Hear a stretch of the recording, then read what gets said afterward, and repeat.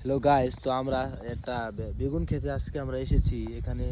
এখানে অনেক বেগুন আছে। এই বেগুনে আমার প্রায় 1.5 লক্ষ টাকার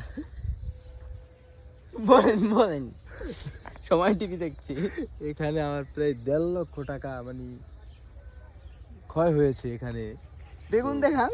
বেগুনের যদি সাইজ আপনারা দেখতে চান তাহলে বেগুনের সাইজ যদি আমি আপনাদেরকে দেখাই, দেখ একটা বেগুন প্রায় 1.5 কেজি, 1.5 কেজি তো হবে। এই যারা দেখছেন বেগুনটা, এটা জনে থেকে তোর ছোট বেগুন, মানে কি করবো, এটা 1.5 কেজি ওজন আছে।